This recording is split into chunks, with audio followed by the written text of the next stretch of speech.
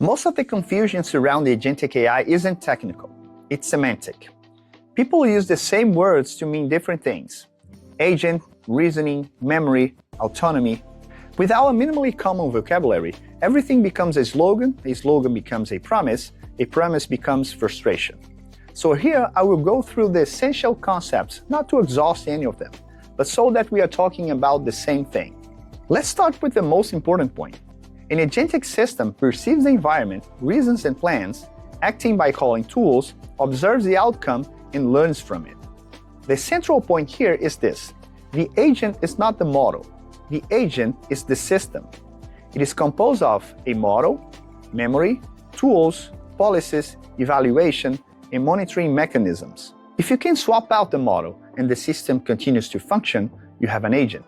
If you swap out the model and everything breaks, you just had a sophisticated prompt.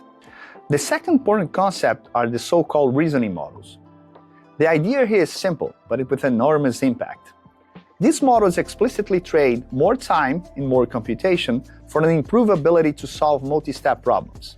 They think more before responding. This is powerful, but also expensive. So the question that is starting to emerge in the real world is, if reasoning costs 10 times more per task, where is the business break-even point? Not every problem warrants a model that thinks deeply. Often, structure solves more than raw intelligence. Now let's talk about memory. Vector databases store embeddings and allow efficient semantic search. In practice, they function as an external memory for LLM-based systems. On top of this, the most famous pattern emerges: RAG. Retrieve context first, then generate the response. This solves a lot, but here's a little discussed reality. RAG does not eliminate hallucination. It swaps hallucination for retrieval problems. Outdated document, incomplete context, prompt injection, the error doesn't disappear, it just moves. Two quicker but very important concepts. MCP is an open protocol for connecting models to external tools and sources in a standardized way. A good analogy is MCP is like USB-C for tool access.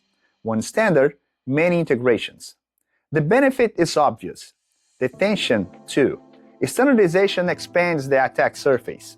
Tools stop being a dev convenience and become a security frontier. As for MOE, mixture of experts, it's a good reminder of humility. Many ideas that seem new are old concepts reappearing under new cost and scale constraints. Finally, it's worth bringing order to this inevitable debate. Agentic AI is not AGI, and it's definitely not ASI. AGI talks about general cognitive competence. ASI talks about surpassing humans in virtually everything. Agentic AI talks about something different, the ability to act, and that is crucial. Systems that act in the real world are already creating enough risk even without human-level intelligence. Therefore, agentic AI anticipates governance debates without needing AGI. If you put all of this together, a clear pattern begins to emerge.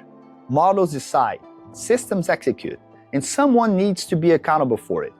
Without understanding these concepts, all discussions about agentic AI becomes mere cheering. In the next episode, we'll move from vocabulary to market. How companies are adopting this, why almost everyone starts fascinated, and why ROI takes so long to appear.